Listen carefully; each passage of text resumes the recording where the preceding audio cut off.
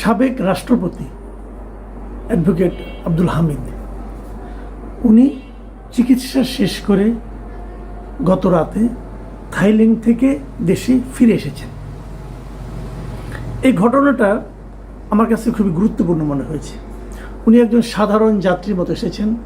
সাবেক রাষ্ট্রপতিরা কিন্তু বিশেষ প্রোটোকল পায়, উনি সেই প্রোটোকলও পাননি এবং উনি সাধারণভাবে ফিরে এসেছেন। মধ্যরাতের পরে প্রায় 3টার দিকে উনি এয়ারপোর্ট থেকে বেরিয়েছেন যাবতীয় কাজকর্ম শেষ করে, এবং তিনি তার বাড়িতে চলে গেছেন।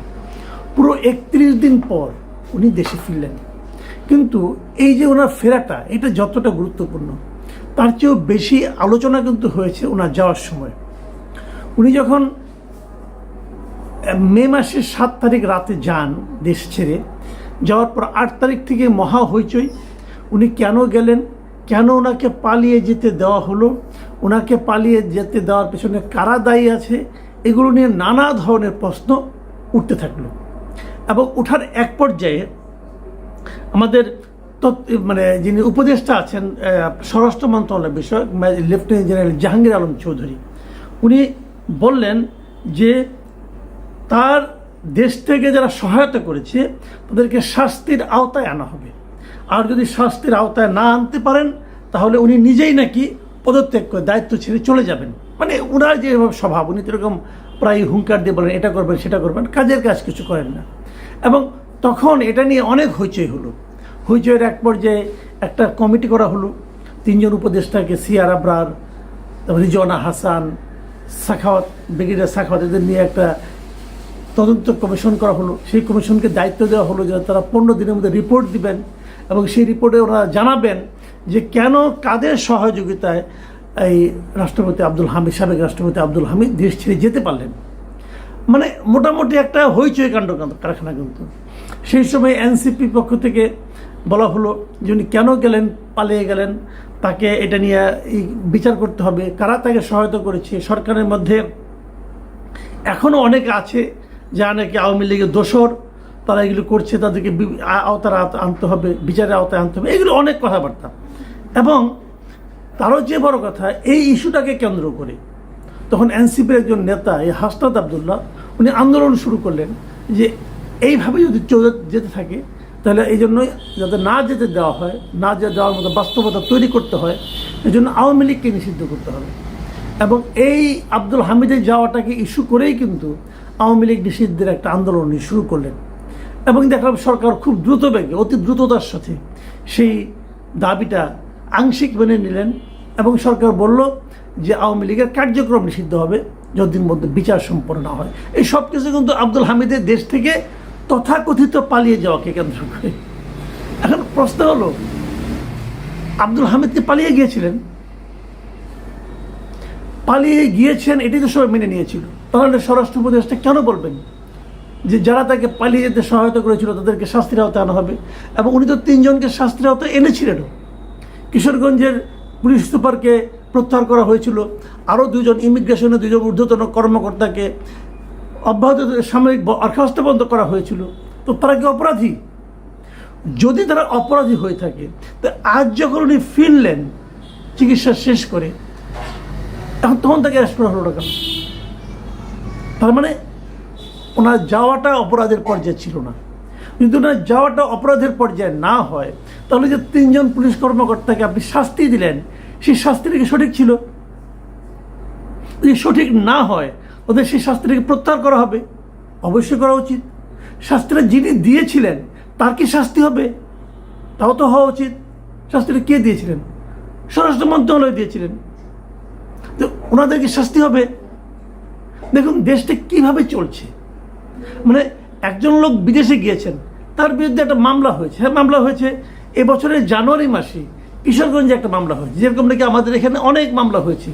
ধরেন কোথাও একটা মিছিল হয়েছে, সেই মিছিলে একজন লোক মারা গেছে, একটা স্টুডেন্ট মারা গেছে, পুলিশের গুলিতে মারা গেছে ধরে নিলাম, অথবা অন্য কোনোভাবে মারা গেছে। সেই মামলায় আসামি করা হয়েছে 200কে, 300কে, 500কে। এবং সেখানে মামলাতে শেখ হাসিনার পুত্র, শেখ হাসিনার কন্যা, শেখ হাসিনার বোন, তৎকালীন স্বরাষ্ট্রমন্ত্রী শুরু করে যার যা যত নাম মনে আছে সবাইকে সেখানে আসামি করা হয়েছে। এবং এরকম একটা মামলায়, কিশোরগঞ্জের একটা মামলায় সাবেক রাষ্ট্রপতি আব্দুল হামিদকেও আসামি করা হয়েছিল। তাহলে সেই মামলায় উনি দোষী কি দোষী না সেটা বিচার কে করবে? সেটা বিচার করার দায়িত্ব তো হলো সরকারের, তাই নয় কি? বিচার করার দায়িত্ব সরকারের, তদন্তকারী কর্মকর্তার। এখন যদি 200 লোককে আপনি বিরুদ্ধে মামলায় আসামি বানিয়ে দেন, এখন 200 লোকের কেউ কি কোনো কর্মকাণ্ড করতে পারবে না? তারা কি দেশের বাইরে যেতে পারবে না, চিকিৎসা করতে পারবে না, ব্যবসা বাণিজ্য করতে পারবে না, ওদের ব্যাংক অ্যাকাউন্ট আপনি স্থগিত করে দেন, এগুলি করবেন? এর নাম আইন? অথবা আমি যদি প্রশ্ন করি, এই মামলাটা যিনি করেছিলেন তার মতলবটা কি ছিল, এটা আমি বুঝতে চাই। সে কি আসলেই যে মারা গিয়েছিল তার হত্যার বিচার চেয়েছেন, নাকি রাজনৈতিকভাবে কিছু লোককে হয়রানি করতে চেয়েছেন? সে লোকটা কে, তাকে খুঁজে বের করা উচিত মনে করি। এখন যদি মামলা করলেই তার বিরুদ্ধে এই ধরনের আচরণ হয়, গ্রেপ্তার করা হয়, তাহলে সেটাকে কি আমি বিচার বলবো? সেটাকে আইনের শাসন বলবো আমরা? একটা মামলা হতেই পারে, আপনি আমাকেও আসামি করতে পারেন, আপনি যে কাউকে আসামি করতে পারেন, তারপর সেটাকে পুলিশ তদন্ত করবে, তদন্ত করে পুলিশটা একটা ফাইনাল রিপোর্ট দিবে অথবা একটা চার্জশিট দিবে, যাই দিবে। দেওয়ার পর যাদের বিরুদ্ধে চার্জশিট দেওয়া হলো, যাদেরকে পুলিশ প্রাথমিকভাবে অপরাধী হিসেবে বিবেচনা করলো, তাদের বিরুদ্ধে কেবল গ্রেপ্তারি পরোয়ানা জারি হতে পারে, তাও সেটা আদালত দিবে। সেভাবে হচ্ছে আমাদের এখানে। আমাদের অনেক সাংবাদিক বিরুদ্ধে এরকম মামলা আছে, গ্রেপ্তার করা হয়েছে, অনেক ব্যবসায়ীকে গ্রেপ্তার করা হয়েছে। কেন? ওই 132 জনের মধ্যে হয়তো উনি আছে 99তম। এটা কি সুশাসন? কিছু বললে পরেই স্বৈরাচারের দোষর এগুলি বলে একটা ট্যাগ দিয়ে তারপর তার বিরুদ্ধে বিচার করা হবে, তার বিরুদ্ধে গণ আদালত কী করা হবে না করা হবে, মানে গায়ের জোরে দেশ চলছে। আমরা তো একটা গায়ের জোরে দেশ চালাচ্ছিল শেখ হাসিনা, আমরা তো সেখান থেকে বাঁচার জন্যই নতুন কিছু চেয়েছি, তাদেরকে এই দেশ থেকে আমরা তাড়িয়ে দিয়েছি। তারপর আমরা কি পাচ্ছি, এগুলি কি দেখছি, এগুলো ট্যাগ দিয়ে লাগিয়ে দিলেন আপনি। ইচ্ছা হলো একজনকে মামলা, জেরা খান পান্নার বিরুদ্ধে মামলা করলেন, তারপর দেখা গেলো বাদী জেরা খান পান্নাকে চেনে না। তারপরে কি হলো, জেরা খান পান্নাকে তার ওই আসামির তালিকা থেকে তাকে সরিয়ে দেওয়া হলো। তো অন্য যারা আছে তাদেরকে সবাইকে উনি চেনেন। উনি বললেন, ওই বাদী বললেন যে জামাত এবং বিএনপির আইনজীবীরা তাকে নাকি প্ররোচিত করেছে। তো বোঝাই গেল এই হয়রানিমূলক মামলার পেছনে মূল দায়িত্ব কে নিয়েছে? জামাত এবং বিএনপির আইনজীবীরা। তাদের বিরুদ্ধে কোনো অ্যাকশন হয়েছে? হয়নি। কিন্তু যেটা এখান পান না, একদম পাওয়ারফুল লোক, তারটা আপনি প্রত্যাহার করে নিয়েছেন। অন্য দুইগুলি করলেন না কেন? করেননি তো। আজকে কি হলো দেখেন, এই কথাটা বললাম কেন? আজকে যখন এই ঘটনাটা ঘটেছে তখন কিন্তু আবার স্বরাষ্ট্র উপদেষ্টাকে জিজ্ঞাসা করা হয়েছে যে আপনি এখন তো ওনাকে গ্রেপ্তার করলেন না। উনি কি বলেছেন? উনি বলেছেন তদন্ত হওয়ার পর যে দোষী তাকে আইনের আওতায় আনা হবে। আপনারাই বলেছেন নির্দোষরা যাতে সাজা না পায়, এজন্য আমাদের তদন্তটা করতে দেন। তদন্ত করার পর যেই দোষী হোক না কেন, কাউকে আইনের বাইরে রাখা হবে না, আমরা তাকে আইনের আওতায় নিয়ে আসব। এই যে কথাটা স্বরাষ্ট্র উপদেষ্টা আজকে বললেন, এটা কি সব মামলার ক্ষেত্রে প্রযোজ্য? তদন্ত না করেই কি সবাইকে গ্রেপ্তার করা হচ্ছে না? অনেকে গ্রেপ্তার করা হচ্ছে। আইনের শাসন আপনি কীভাবে কায়েম করবেন? আপনি কি একমাত্র আব্দুল হামিদের ক্ষেত্রে আইনের শাসন কায়েম করবেন? আব্দুল হামিদ 10 বছর প্রেসিডেন্ট ছিলেন। এই 10 বছর উনি আওয়ামী লীগের ছিলেন না। অনেকে বলেন হ্যাঁ উনি 10 বছর প্রেসিডেন্ট ছিলেন, উনি শেখ হাসিনাকে থামালেন না কেন? থামানো যায়? যিনি বলেন তিনি থামানোর চেষ্টা করেছিলেন। এখন যা হচ্ছে, এখন যে অনিয়ম হচ্ছে, এটা কেউ থামানোর চেষ্টা করছে? এখন যে মব ভায়োলেন্স হচ্ছে, কেউ থামানোর চেষ্টা করছে? যখন এই সরকার না থাকবে, যখন নতুন সরকার আসবে, তখন যখন প্রশ্ন করবে যে আপনি থামানোর চেষ্টা করলেন না কেন, কি বলবেন আপনারা?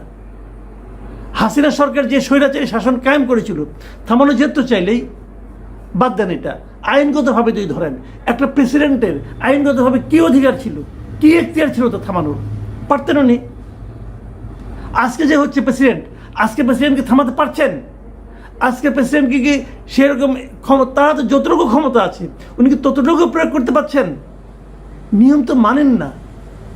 নিয়ম আপনি মানবেন না, আপনি না মানলে কোনো সমস্যা নাই, কিন্তু অন্যরা কেন মানলো না, আগে কেন মানেনি, সেগুলো নিয়ে আলোচনা করবেন, এটা তো হয় না। একটা কনভেনশন আছে, আমাদের এখন একজন প্রেসিডেন্ট আছে, আপনি পছন্দ হোক বা না হোক, উনি দেশের প্রেসিডেন্ট, ওনার কাছে আপনি শপথ দিয়েছেন। আমাদের আইন সরাসরি নিয়ম আছে এটা, যে যখন নাকি প্রধানমন্ত্রী যখন দেশে বাইরে যান, ফিরে এসে প্রেসিডেন্টের সঙ্গে সৌজন্য সাক্ষাৎ করেন। আমাদের প্রধান উপদেষ্টা কখনো করেছেন? যে প্রেসিডেন্ট আছে তাকে আপনাকে শহীদ মিনারে যেতে দেন। ঈদের নামাজ আগে আমরা দেখতাম প্রেসিডেন্ট আসতে দেন আপনারা? যদ্দ শুনলাম প্রেসিডেন্টের নাকি একটা প্রেস উইং ছিল, ওটাও নাকি আপনারা সরিয়ে দিয়েছেন। তো আইন তো মানেন না আপনারা। আপনি বলবেন এই আইন ভালো না, আমরা নতুন আইন করবো। করেন না নতুন আইন। যতক্ষণ পর্যন্ত নতুন আইন না করবেন ততক্ষণ পর্যন্ত আগেরটা মানবেন। তো এগুলো তো চলছে দেশে, এগুলো নিয়ে কিন্তু প্রশ্ন উঠবে, আজ হোক কাল হোক উঠবে। এবং যখন উঠবে আপনাদেরকে জবাব দিতে হবে। আপনি তো ভাবছেন, চিন্তা করছেন যে আমি জবাব দিব না, ঠিক সময় ঠিকই উড়াল দিয়ে চলে যাব, এরকম চিন্তা হতে আগেরাও করেছে। আমার বিবেচনায় আমি যেটা বলতে চাই সেটা হলো আইন মানুন। যদি আইন পছন্দ না হয় আইন পাল্টে ফেলুন, কিন্তু যতক্ষণ পাল্টাতে না পারবেন ততক্ষণ আইন মানেন। না হলে কি হবে, আপনি যখন আইন মানবেন না কেউ আইন মানবে না, এবং যখন সবাই আইন না মানা শুরু করবে এই দেশটা একটা আইনহীন রাষ্ট্রে পরিণত হবে, এবং তার দায় দায়িত্ব আপনাকেই নিতে হবে। আপনারা যারা দায়িত্ব আছেন আপনাদেরকে নিতে হবে।